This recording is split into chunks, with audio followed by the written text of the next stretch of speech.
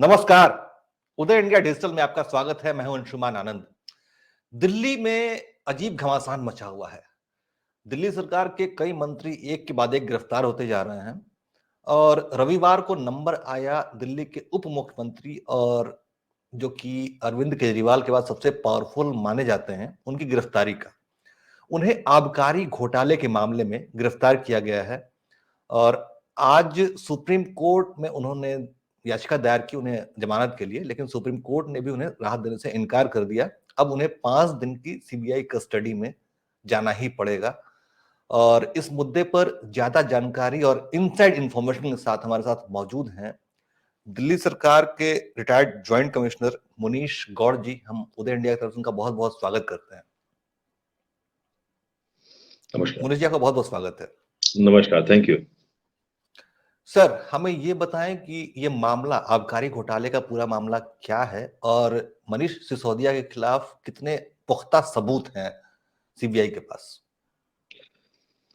देखिए, ये मामला काफी अरसे से चल रहा था और जब मामला इन्वेस्टिगेशन में होता है तो धीरे धीरे इन्वेस्टिगेशन आगे बढ़ता है। पहले कुछ जो एजेंसी ने जो शुरुआत करी वो एक रेफरेंस से गई, क्योंकि राजस्व हमारा दिल्ली सरकार का कम हो रहा था, जबकि दारू जो थी, जो शराब थी, वो ज्यादा बिक रही थी। बड़ी अजीब सी बात है कि जी। अब ज्यादा बिक रही है और राजस्व कम हो रहा है। जब इस पे रिपोर्ट मांगी गई तो एलजी साहब के पास में जब रिपोर्ट गई, उसमें बताया गया इसमें 2-3 चीजें हुई हैं। एक तो इसमें जो कमीशन था वो बढ़ा दिया गया, 5 से 12% कर दिया गया, और इसके अलावा राजस्व को बढ़ाने की इनकी जो उम्मीद थी, जो पॉलिसी इन्होंने बनाई थी, उससे इनको ये लग रहा था कि जब दारू ज्यादा बिकेगी तो उससे वो उसकी पूर्ति हो जाएगी, लेकिन उससे उसकी पूर्ति नहीं हो रही थी। जो राजस्व हमें, सब मान के चलिएगा, जो 100 रुपए पहले जो पॉलिसी थी उसमें राजस्व हमें 40 रुपया मिलता था। अब जब 200 बिकने लग गई शराब तो राजस्व घट के 15 रुपए रह गया। तो ये बड़ा अचरज का विषय था। बड़ा गैप, 100 रुपए से काफी 15 गैप रुपए आया। जाना सिर्फ। ये it is more than half जो राजस्व गिर गया। तो अब ये जो राजस्व गिरा तो इस पे कुछ इन्वेस्टिगेशन होना ही है। और ये जो एक और बात है, किसी भी प्रदेश में जो मैन्युफैक्चरर होता है वो रिटेलर नहीं होता है। इस केस में मैन्युफैक्चरर रिटेलर भी था। और तो मनीष जी, यानी कि आप ये संकेत करना चाह रहे हैं कि दिल्ली सरकार ने रिटेलर्स और सेलर्स को फायदा पहुंचाने के लिए नीतियों को तोड़ा मरोड़ा, जिस वजह से सरकार को राजस्व का घाटा हुआ।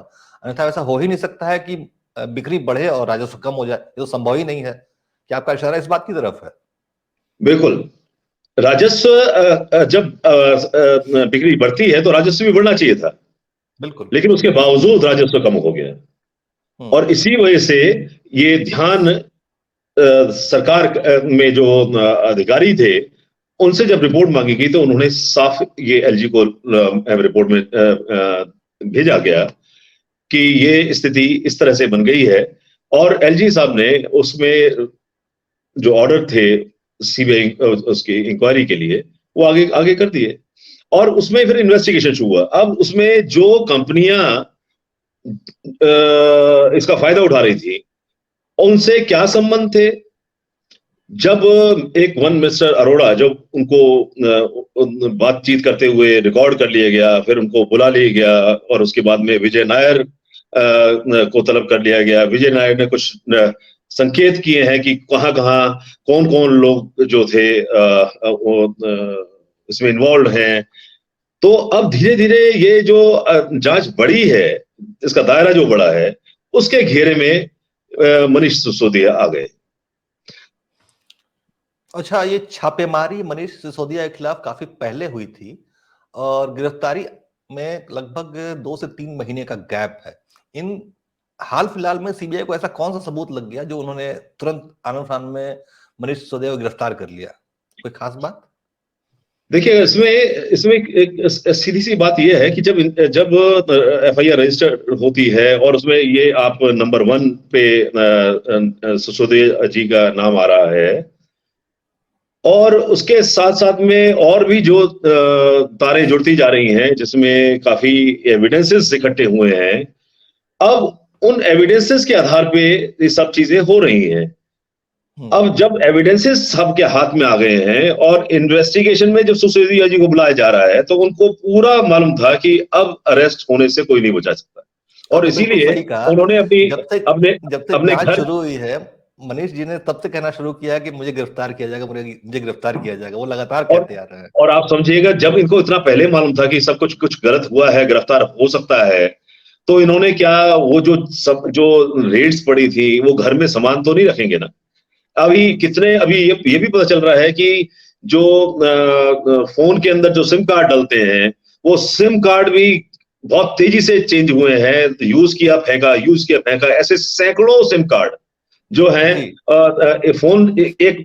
एक फोन से बात करके फेंकते चले गए। और वो फोन से किस किस की बात हो रही थी, ये भी अब जांच के घेरे में आ चुका है, और ये स्पष्ट हो चुका है इंक्वायरी ऑफिसर्स को। हाँ, तो दर्शकों को बता दें कि लगभग 150 सिम कार्ड के सबूत मिले हैं मनीष सिसोदिया जी जिनसे बात किया करते थे, या फिर जिससे बात करता हो। 150 सिम को डिस्ट्रॉय करने के सबूत प्राप्त हुए हैं।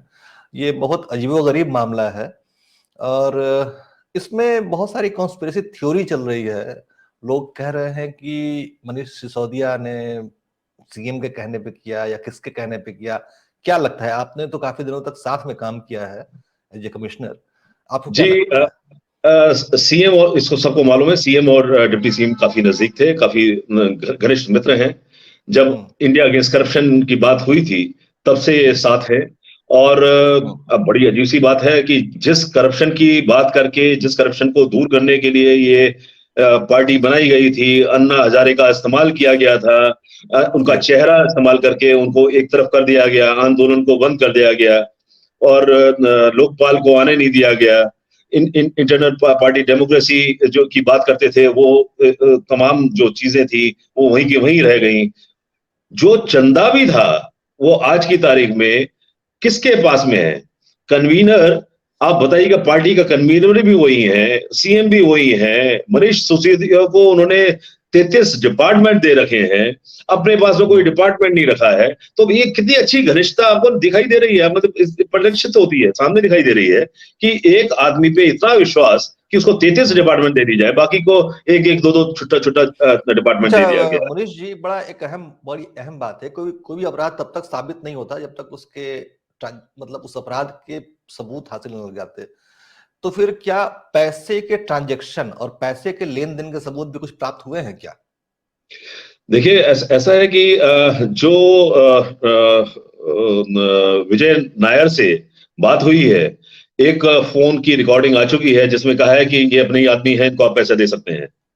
ये केजरीवाल का कहना था। अगर केजरीवाल अगर ऐसी बात कह रहे हैं विजय नायर से, तो कौन से पैसे की बात कर रहे हैं? और विश्वास कीजिएगा, मतलब कि एक विश्वास दिला रहे हैं कि अपने आदमी है, इनको दे सकते हैं।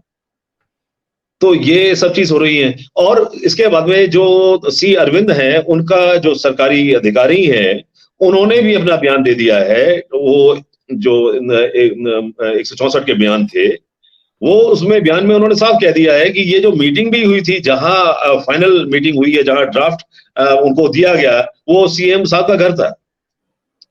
अच्छा। उनके उनके घर पे ये वो ड्राफ्ट, विजय नायर का बनाया हुआ ड्राफ्ट उनको दिया गया कि आप इसको देखिए। तो सीएम का भी इसमें इन्वॉल्वमेंट दिखाई दे रहा है। अच्छा, एक और थ्योरी चल रही है जिसपे बहुत विवाद भी हुआ। रागिनी नायक ने भी इस पे बयान दिया है, कई लोगों ने इस पे बयान दिया है कि मनीष सिसोदिया के फंसने के पीछे केजरीवाल का हाथ है। ऐसा कहा जा रहा है, मतलब ये स्पेकुलेशन है, और वो चाहते हैं कि आम आदमी पार्टी पूरी तरह से उनकी मुट्ठी में आ जाए, इसलिए वो अपने सारे मजबूत सहयोगियों को किनारे लगा रहे हैं। इस बात में कितनी सच्चाई है? देखिए ये उन्होंने कुछ दिन पहले जब इलेक्शन थे गुजरात के और हिमाचल के, तो उन्होंने कहा था कि आप सबूत इकट्ठे करिए और पकड़ लीजिएगा ना। तो एक तरह से उन्होंने उकसाया एजेंसीज को कि आप पकड़िए, सबूत इकट्ठे कीजिएगा और पकड़ लीजिएगा, जेल में डाल दीजिएगा। तो जब सबूत अब हाथ आ गए और अब आज की तारीख में सुप्रीम कोर्ट ने भी मान लिया कि जो स्थिति है, जो उन्होंने सीबीआई ने उनके सामने तथ्य रखे सुप्रीम कोर्ट के सामने, सुप्रीम कोर्ट ने उनको देखने के पश्चात ही आज फैसला किया कि नहीं, इनको कस्टडी में जाना चाहिए।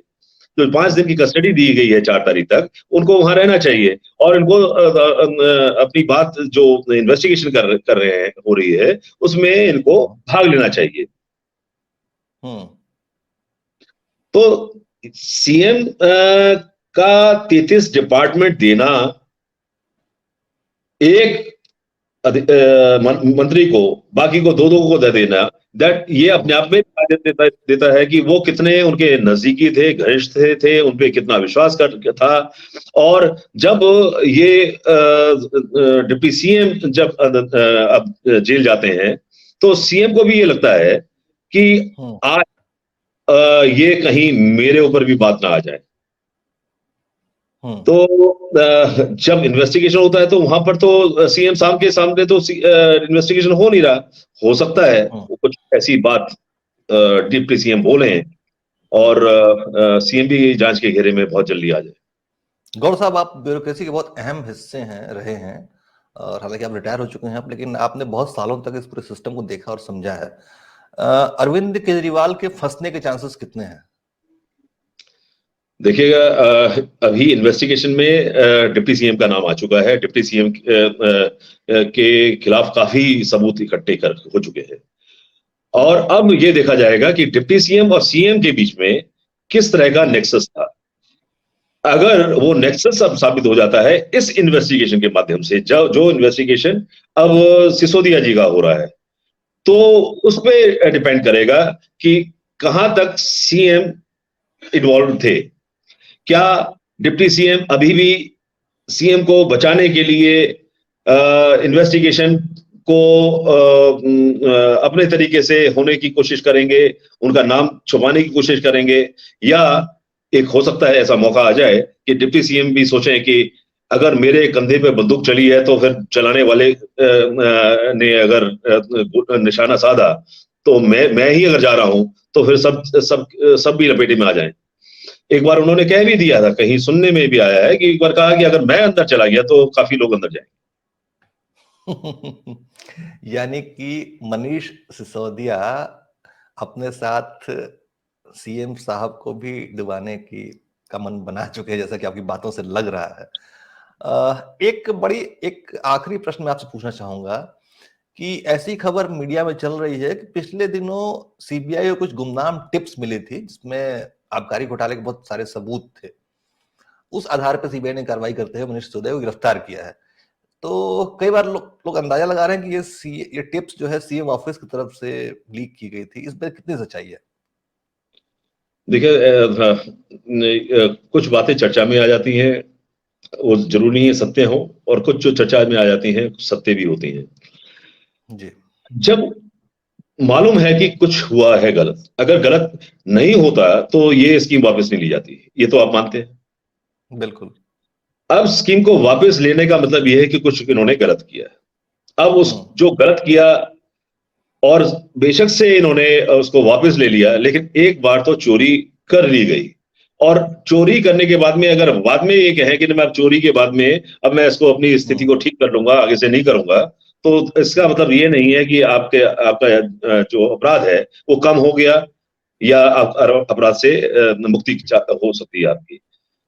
एक और बात है, अहम बात है कि जो सुनने में आया है कि रेजिग्नेशन दे दिया है और एक्सेप्ट कर लिया है, ये कितना पुख्ता है ये अभी मुझे नहीं मालूम है। I have not gone through that, but ये न्यूज आ रही है। अगर खबर पुख्ता है सर, खबर पुख्ता है। सत्येंद्र जैन और मनीष सिसोदिया दोनों ने इस्तीफा दे दिया है। अब ये देखिए, नहीं, इस बारे में अभी कोई पुख्ता सबूत नहीं, समाचार नहीं है। मनीष सिसोदिया मनीष सिसोदिया का जो खर्चा था, जो कोर्ट कचहरी का जो खर्चा चल रहा था, वो 40 लाख का खर्चा हो चुका है। अब अच्छा। मंत्री ना रहने के बाद में ये खर्चा कौन वहन करेगा? ओके। पहले जब तक मंत्री थे दोनों व्यक्ति, मिस्टर सत्येंद्र जैन और अपने मनीष डिप्टी सत्येंद्र जैन जी, मनीष सिसोदिया, तब तक तो सरकार का खर्चा चल रहा था, सरकार को वहन कर रही थी।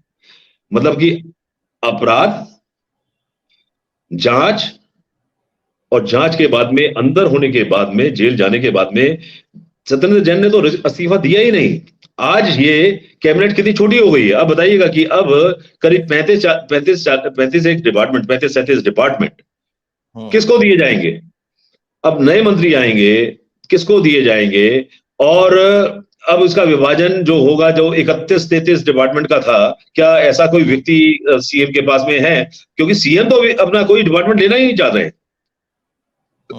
और ये डर क्यों है? जब आप सीएम हैं, तो शीला जी थी, तो उन्होंने काफी कुछ डिपार्टमेंट अपने पास में, अहम डिपार्टमेंट रखे थे, तो आप भी ये डिपार्टमेंट रखिए ना। आप क्यों दूसरे को ये सारी डिपार्टमेंट दे रहे हैं? और कैबिनेट का डिसीजन आप में आप बैठते हैं।